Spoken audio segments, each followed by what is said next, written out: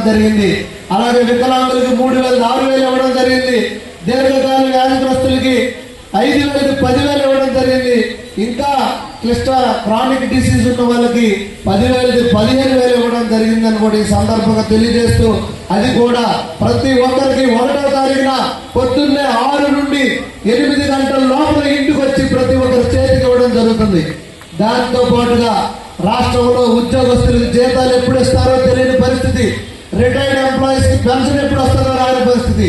వారితో పాటుగా ఈ ఇరువురికి కూడా 1వ తారీఖునే జీతాలు ఇవ్వడం కానీ, అలాగే రిటైర్డ్ ఉద్యోగులు పెన్షన్లు ఇవ్వడం కానీ మనం చేసిన ఇది ఘనకార్యం. ఈ 100 రోజుల్లో చేసిన ఘనకార్యం అని మేము గర్వంగా చెప్పుకోవడానికి మీ ముందుకు వచ్చామని తెలియజేస్తున్నాను.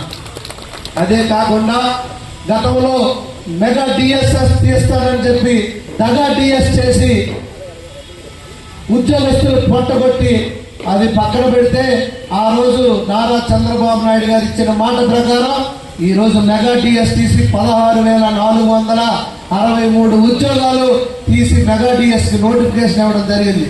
ఇక పేదవాడు పట్ట నింపాలి, ఈ పట్టణంకి జిల్లా నలుగుల నుండి వస్తారు, వారికి పట్టిన అన్నం తక్కువ డబ్బులతో 5 రూపాయలతో ఇస్తే ఆ పేదవాడి పొట్టను కొట్టి గతంలో అన్నా క్యాంటీన్ క్లోజ్ చేస్తే, మళ్ళీ చంద్రబాబు నాయుడు గారు బర్త్డే రోజు నేను ఏప్రిల్ 2023 సంవత్సరంలో ఇవ్వడం మొదలుపెట్టి ఆ రోజే చెప్పాను, చంద్రబాబు నాయుడు గారు మళ్ళీ ముఖ్యమంత్రి అవుతారు, ఆయన మానస పుత్రిక అయినటువంటి అన్నా క్యాంటీన్ మళ్ళీ మొదలు పెడతారు, అప్పటి వరకు నేను ఇస్తానని చెప్పి 484 రోజులు చిరంపూర్ జంక్షన్ పాత బస్ స్టాండ్ లో 500 మందికి పర్ డే చొప్పున మేము అన్న కార్యక్రమం పెడితే, అది చూసిన ముఖ్యమంత్రి గారు మొదట 100 క్యాంటీన్